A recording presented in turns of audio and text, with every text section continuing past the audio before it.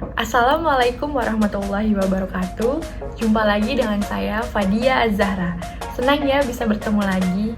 Pada kesempatan kali ini, kita akan mempelajari tentang unsur-unsur teks berita.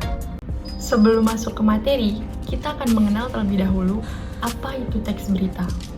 Teks berita adalah teks yang berisi tentang segala peristiwa yang terjadi di dunia yang disebarkan melalui berbagai media seperti radio, televisi, internet, maupun media yang lainnya.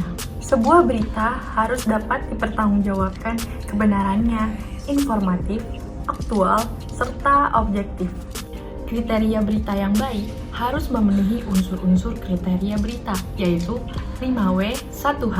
Lalu, apa sih yang dimaksud dengan 5W1H itu? Di video kali ini, kita akan membahasnya secara satu persatu secara rinci. 5W1H adalah singkatan dari what, who, when, why, where, dan how. Unsur berita yang pertama adalah what atau apa. Unsur ini menjelaskan mengenai peristiwa yang terjadi dan telah diberitakan. Peristiwa yang diberitakan pun harus sesuai fakta dan tidak boleh ditambahkan opini. Contohnya pada topik sebuah berita.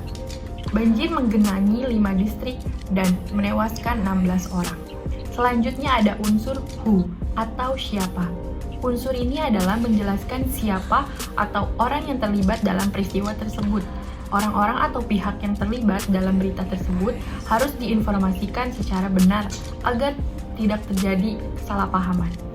Contohnya, siapa yang terlibat dalam peristiwa tersebut? Warga di distrik 5 pada negara bagian Maharashtra. Berikutnya adalah unsur when atau kapan. Unsur ini menjelaskan mengenai waktu terjadinya sebuah peristiwa yang sedang dibahas di dalam berita. Waktu terjadinya peristiwa harus dijelaskan secara jelas sehingga berita mudah dipahami dan tidak menimbulkan kesalahpahaman. Contohnya, kapan terjadinya peristiwa tersebut? Yaitu pada Kamis 25 September 2021. Unsur berita selanjutnya yaitu where atau di mana. Unsur ini menjelaskan tentang tempat terjadinya peristiwa di dalam berita.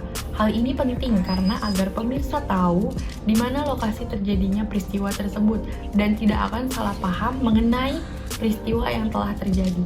Contohnya, di mana tempat terjadinya peristiwa tersebut, yaitu 5 distrik di negara bagian Maharashtra, India Barat. Selain itu juga ada unsur why atau mengapa. Unsur ini menjelaskan alasan kenapa peristiwa di dalam berita itu bisa terjadi. Selain itu dibahas juga latar belakang dan alasan yang membuat peristiwa itu terjadi. Contohnya, penyebab peristiwa tersebut adalah karena sungai meluap akibat kebijakan membuka pintu bendungan yang terisi penuh. Unsur-unsur berita yang terakhir adalah how atau bagaimana. Unsur ini menjelaskan mengenai kronologis peristiwa di dalam sebuah berita. Diinformasikan juga tuntutan kejadian dalam berita secara detail. Contohnya, bagaimana kronologi peristiwa tersebut terjadi, yaitu kronologi peristiwa tersebut adalah hujan lebat yang membuat banjir tersebut mengakibatkan 16 orang tewas dan 140.000 orang mengungsi. Nah, itu tadi penjelasan mengenai unsur-unsur teks berita. Sekian dari saya. Wassalamualaikum warahmatullahi wabarakatuh.